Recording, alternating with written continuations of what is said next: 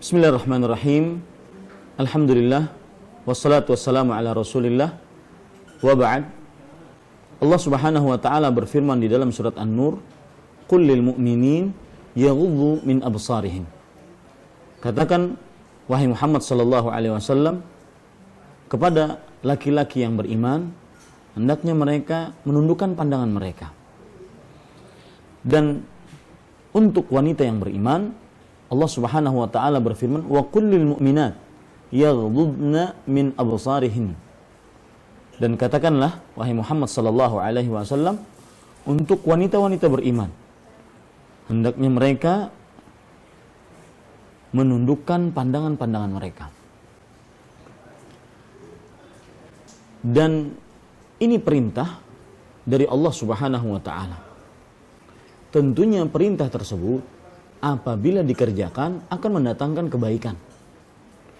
Dan jika ditinggalkan akan mendatangkan keburukan. Selalu seperti itu. Perintah jika dikerjakan maka mendatangkan kebaikan. Perintah jika ditinggalkan pasti mendatangkan keburukan dunia akhirat. Sekarang saya ingin pada pertemuan ini menyebutkan perkataan yang luar biasa tentang bahaya membiasakan pandangan kepada hal-hal yang mungkar. Hal-hal yang diharamkan oleh mata untuk memandangnya oleh Allah Subhanahu wa taala. Seperti yang saya sudah tegaskan tadi, bahwasanya setiap perintah jika dikerjakan pasti mendatangkan kebaikan dunia akhirat. Dan setiap perintah jika ditinggalkan pasti mendatangkan keburukan dunia akhirat.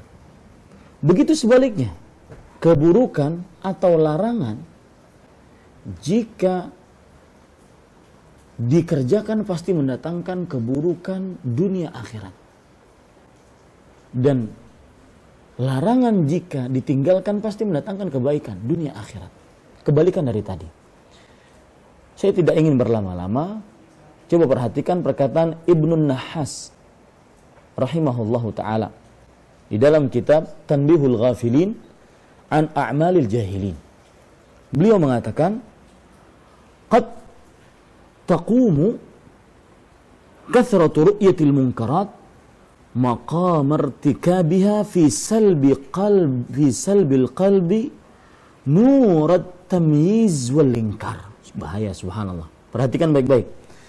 Terkadang banyaknya melihat hal-hal yang mungkar bisa menjadikan seperti mengerjakan hal mungkar tersebut. Dalam artian, di dalam mengambil dari hati cahaya untuk membedakan mana yang mungkar, mana yang tidak mungkar. Maksud perkataan Ibnu Nahas ini adalah bahayanya kalau mata dibiasakan melihat hal-hal yang mungkar, maka dia akan sulit, hati akan sulit membedakan mana yang mungkar, mana yang tidak mungkar, karena sudah terbiasa. Diambil dari hati, beratnya membedakan dan sulitnya akhirnya membedakan mana yang mungkar, mana yang tidak mungkar. Kemudian beliau mengatakan, li'annal munkarat idza kathura 'alal qalbi wuruduha wa taqarrara 'alal 'aini syuhuduha dhahabat 'azamatuha minal qulubi syai'an fa syai'an. Karena kemungkaran, perbuatan-perbuatan maksiat yang diharamkan oleh Allah, jika sering menghampiri hati dan berulang-ulang mata menyaksikannya, maka zahabat azamatuha. Kemungkaran yang aturan dia adalah berat, besar di sisi Allah, menjadi hilang keberatan tersebut. Merasa berat dengan dosa tersebut menjadi hilang. Syai'an fa syai'an. sedikit demi sedikit terasa hilang berat dalam melihat yang mungkar tersebut, menjadi biasa. Ila an yarahal insanu fala yakhtur bibalihi annaha munkarat. Sampai kepada seorang manusia merasakan di dalam hatinya atau tidak terasa di dalam hatinya bahwasanya hal itu adalah hal yang mungkar. Wala yumayyizu bi fikri anha ma'asi. Dan akhirnya dia tidak bisa membedakan mana yang itu adalah maksiat, mana yang bukan.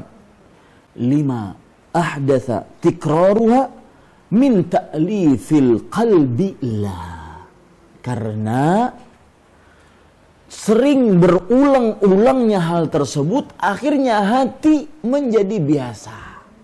Ini bahayanya orang yang apabila membiasakan sesuatu yang mungkar. Membiasakan sesuatu yang mungkar, melihatnya menjadi ringan di dalam hati. Tidak ada merasa berat lagi dosa di dalam hati. Dan kapan seseorang sudah tidak merasa berat lagi di dalam hati, maka pada saat itu yang ada adalah meremehkan dosa, kemudian beranjak kepada membiasakan dosa, kemudian akhirnya kecanduan dengan dosa tersebut.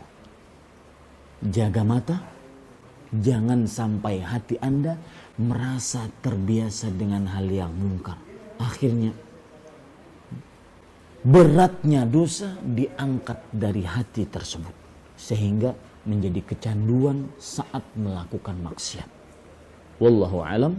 Sallallahu nabiyana Muhammad walhamdulillahi rabbil alamin. Wassalamualaikum warahmatullahi wabarakatuh.